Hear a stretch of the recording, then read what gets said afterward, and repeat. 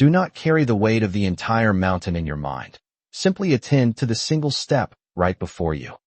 By anchoring your awareness entirely in the present moment, the longest journey quietly finishes itself.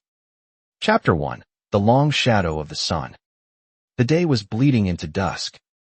The sun, once a fierce eye in the sky, was now dipping low, casting long, tired shadows across the dusty path. Buddha and his disciple, Ananda, were walking. They were moving quickly, their sandals kicking up small clouds of dry earth, driven by a singular, urgent goal: to reach the village before the light vanished completely. Both men were weary. The weight of their years showed in the way they moved, shoulders slumped, steps dragging. Ananda, though devoted, was feeling the heavy toll of the trek. They had been walking for hours, and the horizon seemed to stretch out like an endless, taunting line. They approached an old farmer, his body bent like a bough from a lifetime of tilling the soil. Ananda stopped, wiping sweat from his brow. "Good man," he called out, his voice raspy. "How far is the town from here?" The farmer looked up, his eyes crinkling at the corners. He offered a warm, gentle smile. "Oh, do not fret, traveler. It is not far at all. Just 2 miles. You will reach it soon. Just keep walking." Buddha smiled softly at the farmer, and the farmer smiled back. Ananda, however, felt a flicker of confusion. 2 miles. He thought. Surely we have walked more than that already. Yet, the kindness in the man's eyes held him back from questioning further. They pressed on. Chapter 2. The Recurring Promise. They walked for another 2 miles. The town did not appear. The woods grew denser, and the silence of the forest deepened. Their fatigue had settled deep into their bones, a heavy, aching presence. Just as their spirits began to flag, they encountered an old woman gathering wood near the trail. Her face was etched with the lines of many winters, yet her expression was serene. Ananda, desperate for relief, asked, "Mother, how much further is the town?" She looked at them, her eyes full of empathy. "Not more than 2 miles, dear ones," she replied soothingly. "You have almost arrived. Do not worry. Just continue your journey." Buddha laughed, a light, musical sound that seemed to dance through the trees. The old woman laughed with him. Ananda stood frozen, bewildered. "What is this?" he wondered. "Why are they laughing?" Still, they continued to walk. 2 miles passed again.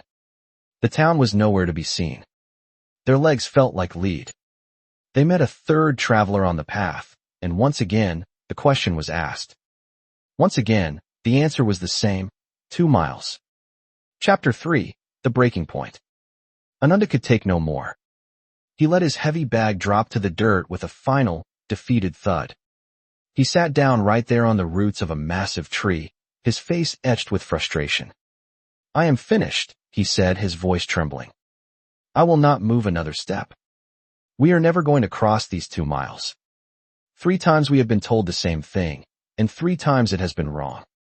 It is a lie, Buddha. It is all a lie." Ananda had lived with Buddha for 40 years. He knew the master's nature. He knew better than to demand answers to trivial things. But this was different. The exhaustion had stripped away his composure. "I don't care if it is necessary or not," Ananda confessed, looking up at his teacher. "You have to tell me, why were you laughing? With the farmer, with the woman, and with the third man, what was that exchange? What was passing between you?" Chapter 4. The Compassion of the Lie. Buddha sat down on the grass, his expression calm and serene. He looked at his exhausted disciple and spoke gently. "Ananda, our profession is the same," Buddha began. "When I laughed, they laughed because they understood. They are in the same business that I am in, the business of encouraging people." Buddha gestured toward the path. "If I had told you at the start that the town was 20 miles away, your heart would have dropped. You would have collapsed right there at the beginning. But by offering you 2 miles, and then 2 more, I allowed you to cover those 20 miles without the crushing weight of the distance breaking your spirit. I knew the town was not 2 miles away," Buddha continued. "I have walked this road before. I knew we would not reach it tonight. But what was the harm in their encouragement? Those villagers were compassionate. They were not lying to deceive you. They were lifting your spirit so you could continue. You only needed a few more people like them, and you would have arrived. Buddha smiled, patting the ground beside him. It is okay, Ananda. We will sleep under this tree tonight. But remember, the town is still not just 2 miles away. Chapter 5. The Wisdom of the Single Step. In life, we all face journeys that feel impossible. We look at the mountain in front of us and are paralyzed by the sheer height of the peak. We become tired, not because the goal is out of reach, but because we are carrying the weight of the entire journey in our minds at once. Fear grows when we look at the distance yet to be traveled. But hope grows when we look at the next step. A student does not master a subject in a single hour. A masterpiece is not painted in a single stroke. Rome was not built in a day. Do not try to carry the whole road in your mind. If your dream feels too far, do not stop. Simply tell yourself, just a little more. Just one more step. Big goals are not difficult because they are impossible. They are difficult because we try to swallow them whole.